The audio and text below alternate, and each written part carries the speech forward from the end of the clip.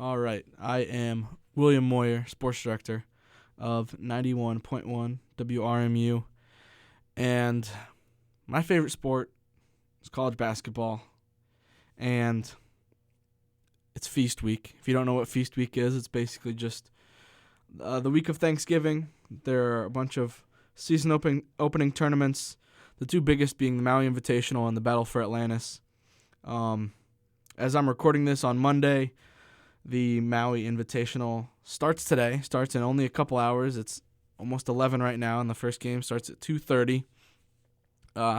We've already had some great games this past weekend. There was Charleston Classic and a couple of other things. Some really great games going on there. I can first do a little recap of that. There was an incredible game between Baylor and St. John's that went into overtime, double overtime, I'm sorry. And Baylor ended up getting the win there. Jeremy Roach hit a game winner.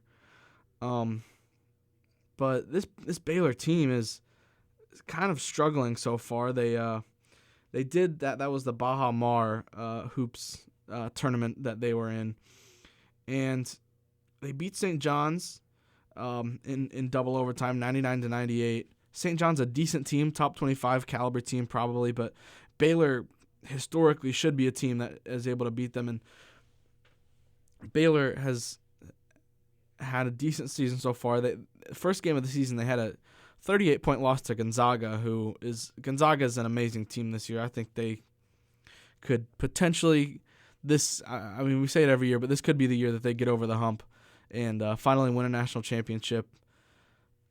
But who knows? I mean, it's November.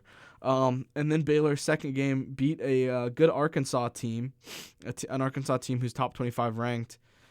But Baylor, after beating St. John's in the first game of the Baja Mar championship, they then go and they lose to Tennessee. Tennessee is a very good team, but this Baylor team is, in the past few years, Baylor has been a team that's been unstoppable. They won the national championship in 2021. And these last few years, they've kind of just not been at the same level. I mean, Scott Drew, an amazing coach, but Baylor has just not been at the same level these past couple of years.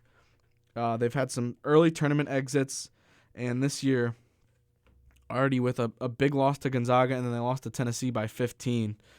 So Baylor, I don't want to say like things are looking terrible for them, but I mean they've got to pick it up. They, excuse me. They also play UConn in a couple weeks. December 4th, they'll be playing at UConn, which UConn, obviously back-to-back national champions. And then the Big 12 is no joke. I mean, the Big 12 is probably, in my opinion, the best conference in college basketball. So Baylor is going to have a tough time in there, especially with the additions of Arizona and Arizona State and Utah coming into the conference because of all the conference realignment. So, this is going to be a tough conference for Baylor. And, yeah, it's going to be a tough road for them this season if they keep proving that they're not exactly a top 15 team in the country. But besides Baylor, some other teams looking really good. Duke got a big win over Arizona. They beat them 69-55. Cooper Flagg had 24 points in that game. Duke looking really good so far. Creighton on Saturday took a loss to Nebraska. Nebraska getting that win on the road. Creighton, I have high expectations for this year. They've got Kalkbrenner, who is, I think, probably one of the best big men in the country, maybe the best big man in the country. So really something to look out for with them. And Drake, talking about mid-majors, Drake won the Charleston Classic that I mentioned. Drake had back-to-back really, really good wins. They're 6-0 right now. They beat Miami of Florida, not Ohio. They beat FAU, who's been a tournament team these last few years, and then they beat a pretty good Vanderbilt team to improve to 6-0. And this Drake team, I think, is going to be a team to look out as a team who can make the tournament and maybe even win a game in the tournament, pull off an upset. I think, going to be a really, really good team. I mean, they already have 2 wins against major schools, Miami, Florida, and Vanderbilt. So this Drake team going to be a team to look out for. Pitt having a really nice start to the season. They lost against Wisconsin the other day, took their first loss, but they're 6-1 and they're looking really good.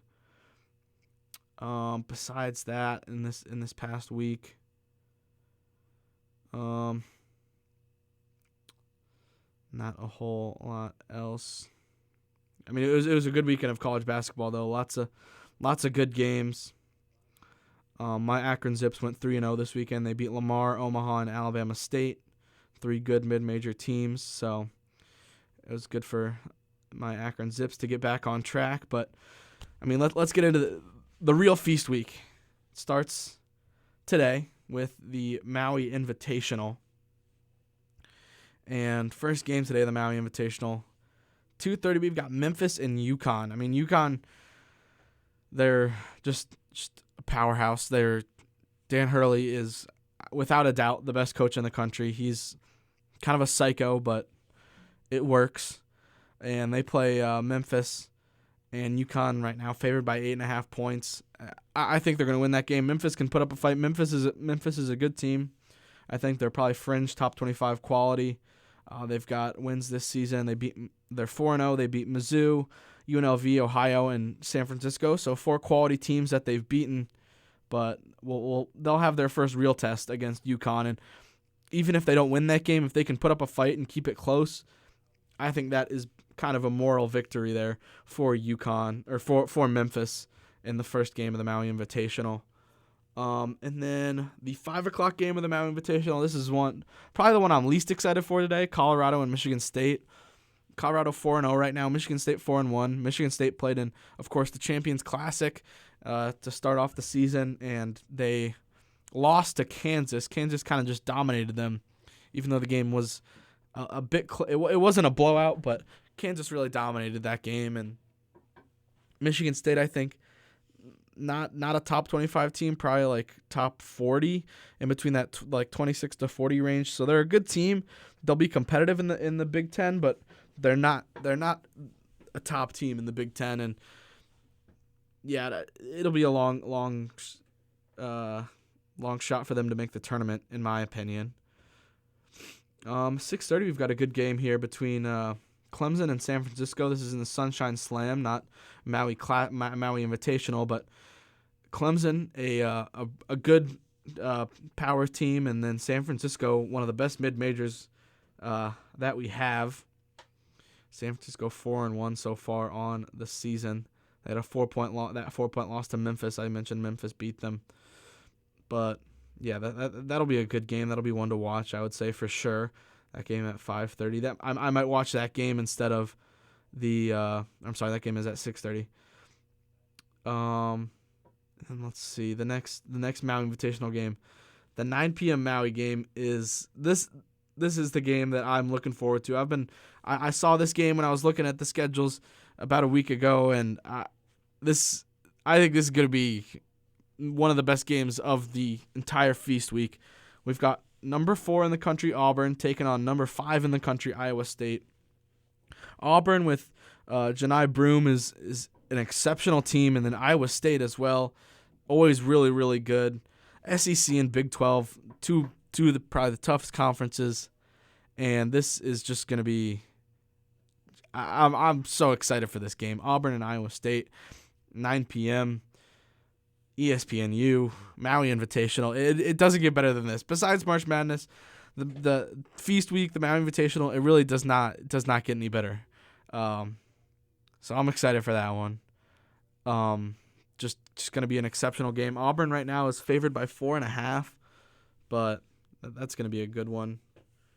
Also at 8:30, we've got Xavier in South Carolina. That should be a good game. Xavier currently 5-0 so far on the year. They have wins over Wake Forest and then 4 mid-major teams. So kind of a test for this Xavier team, see if they're for real. I think they can be a team to compete for, not at the top of the Big East, but compete to be a bubble team, make it into the tournament. And I think they could have a pretty good chance at making their way into the NCAA tournament. And then the final game of the night for the Maui Invitational is going to be Dayton and North Carolina. Dayton, they're always there. They're always a great mid-major team. But North Carolina, they really impressed me in a game that they played earlier this season. They played Hawaii the other night. And Hawaii, they're a fine mid-major team in the Big West Conference. But North Carolina, I was impressed, especially by Elliot Cadeau. He is the guard for this North Carolina team, and he's averaging so far in the season 16 points and 7 assists a game, shooting 57% from the field. He's only a sophomore, and he is just, he's really impressing me. His passing, I think, is really, really good. His IQ is just kind of off the charts. He's last season he was a good player. He started most games, put up 7 points and 4 assists a game, and this season he's doubled his scoring. He's averaging 16 points, almost doubled his assist totals from 4 to 7. And he's also averaging 2.5 steals a game, which is, forcing turnovers. That's one of the best things you can do. So this guy Cadeau is really impressing me so far. And I honestly think, obviously, this North Carolina team has R.J. Davis, who is a great player. He's an experienced player. But I honestly have not been super impressed with R.J. Davis.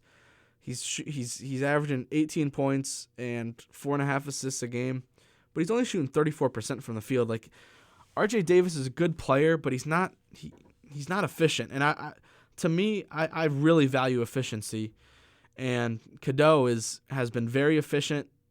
He's really making this North Carolina offense go, and they're putting up points. They put up 90 against Elon. They lost to number 1 team in the country right now, Kansas, by only 3, 92 to 89. So they put up 89 points against a really, really good Kansas team.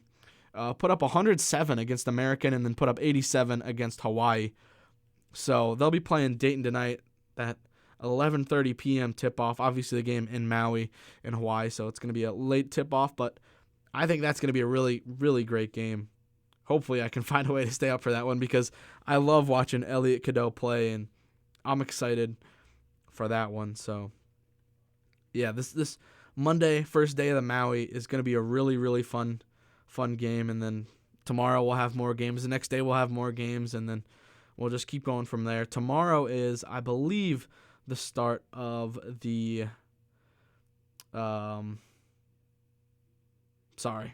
Tomorrow is the start of the Battle for Atlantis, I believe. Maybe I'm wrong. Maybe it starts Wednesday. Yeah, it looks like the Battle for Atlantis starts Wednesday, but on Tuesday starts the Players Era Festival, which there's going to be some great games in there. We've got probably the game of Tuesday is going to be Houston and Alabama, number 7 versus number 8 currently. That's going to be at 8 p.m. in Las Vegas. Alabama obviously made it to the Final Four last year. They're bringing back nearly everybody. They brought back Mark Sears, who hasn't had the greatest season so far, but this Alabama team just has a really great group of guys. Grant Nelson is leading the team right now in points. LeBron Fillon is a really great guard. He's averaging 13 points and 5 assists. And Alabama, they played Illinois the other day, and Mark Sears didn't put up a single point. He had 0 points, and Mark Sears, preseason All-American. Some people have him as a preseason player of the year, and he had 0 points against Illinois, but Alabama still put up 100 points. I mean, if you can put up 100 points without your best player scoring a single point, your team's in pretty good shape. Alabama has just a great group of guys who can all kind of put the ball in the basket. They play so fast. They've got Nate Oates, who's, in my opinion, maybe the best. Maybe I would say he's the best head coach in the SEC. Probably a top 5 coach in the country. Obviously behind Dan Hurley and a couple of other guys, but man, this Alabama team is looking really good. They had a loss to Purdue, where the team just really didn't shoot very well, but this Alabama team, I think, could could be special and make another run to the Final Four and potentially even further than that. So that's going to be a great game there. But, Houston as well. We got to talk about Houston. Houston, just always a tough team. They're just consistently one of the toughest teams in college basketball. In the Big 12, they're always right up there at the top. And that's going to be a really, really great game between two of the best programs right now in college basketball. That's going to be at 8 p.m. And then looking at other games throughout the day, we've got, I think the first game of that Players Era Festival starting on Tuesday is San Diego State and Creighton. That should be a pretty good game. Creighton, obviously, Ryan Kalkbrenner, a great big man for them. Oregon and Texas A&M as well in that Players Era Festival. That's going to be at 4:30. That'll be a great game there. And let's see. Cancun Challenge, Wyoming Tulane, 2 teams with 4 wins so far. That should be a nice game. And just looking down this schedule here, so many great games to be played. And then as well, Tuesday is going to be the next games of the Maui Invitational, because we don't know who will be playing on Tuesday. Obviously, it depends on who wins and who loses Monday. But we're just going to keep getting great matchups from great teams. And that's Feast Week. It's just every day you're getting nonstop great basketball between some teams who it's really exciting, because you don't really know what these teams are going to be like. Preseason, obviously there's polls and everything, but until you see them play in these neutral sites, you see them play, and it's just so fun to be able to learn so much about these teams, see which players really got it, and it's so exciting. And then also Tuesday night, Kansas Duke. It really doesn't get much better than that. Kansas and Duke. That game also in Vegas. That'll be at 9 p.m. on ESPN. Tuesday's going to be fun. And let's see, Wednesday, I believe. Wednesday should be the start of the Battle for Atlantis. Let's go over to Wednesday, day before Thanksgiving. So Wednesday, we've got Players Era Festival continuing on Wednesday.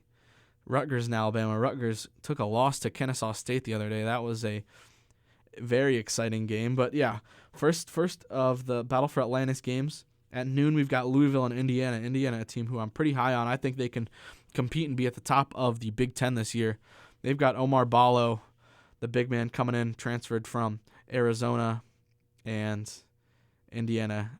I like when Indiana's good, and it looks like they're good again, so that's very exciting. And then 2:30 p.m. next game in the Battle for Atlantis is West Virginia and Gonzaga. I expect Gonzaga to win that game, even though West Virginia, a good team. Gonzaga, I think, is really, really good this year. They're going to be one of the top teams in the country. Now, let's keep going here. Another Players Era Festival game, Oregon and San Diego State at 4 p.m. That's going to be an exciting matchup. The Maui Invitational, the final, the championship, is going to be at 5 p.m. on ESPN on Wednesday. So, we'll see who that ends up being. 8 great teams this year in the Maui Invitational, so we'll see who makes it there. Another Players Era Festival game, Texas A&M and Creighton. That's a top 25 matchup. That'll be at 6:30. That should be a really fun game there between a Big East team and a SEC team. And then let's keep on going here through the bad boy Mowers Battle for Atlantis. 7:30 game, Davidson and Arizona. It should be a fun game. Arizona having not the greatest start to the season so far. They're 2-2. They have had a really tough schedule, though. They beat Canisius and Old Dominion in their first 2 games, and then they got 2 straight losses. They lost at Wisconsin and then against Duke the other night. So we'll see if this Arizona team can bounce back and have some good results in the Battle for Atlantis. They're going to need that. And every year it seems like whoever wins these tournaments, either the Battle for Atlantis or the Maui Invitational, they have a really good shot at going far in their respective seasons. And yeah, just looking through the rest of the games on Wednesday night. And yeah, so that's about it for Wednesday. Great games on Wednesday as well, of course. Going to have some Maui final games. That's going to be exciting. And then let's look at Thursday, Thanksgiving Day. Let's see what's going on there. Obviously, next day of Battle for Atlantis games. Got the ESPN Events Invitational. It's going on in Florida. Minnesota and Wichita State at noon. Florida and Wake Forest at 2:30. Let's see here. Arkansas and Illinois. That game will be played in Kansas City. That'll be at 4 p.m. That should be a good game there. BYU Ole Miss in San Diego. That'll be at 5:30. Let's see here. NIT season tip-off, Northern Iowa and North Texas, 2 good mid-major teams. And yeah, Thursday it's a lot of good games there. Not as many high-profile games besides whatever the Battle for Atlantis games will be, because I mean we don't know what those games will be yet. But some good matchups here. At 11:30 p.m. on Thursday is going to be New Mexico, Arizona State. That should be a good game there too. And then, let's see, Friday, kind of the end of feast week on Friday. It's the final games of the Battle for Atlantis will be on Friday. Some more ESPN invitational games. They got the third place game in the championship there. Pitt, Ohio State at 2:30 there on Friday. That'll be in Columbus. That should be a good game. Ohio State and Pitt, 2 teams who have had hot starts to the season. And let's see. The rest of Friday. Yeah, just kind of the end of all of the championships, all the tip-off tournaments. Feast week. The best week of the year. Besides March Madness, obviously, but to me, Feast Week, it's just so fun. It's so fun to learn about these teams that we really don't know a whole lot about. And it's going to be a really, really fun week figuring out what teams got it, what teams don't got it. And, yeah, that's about it of my Feast Week preview.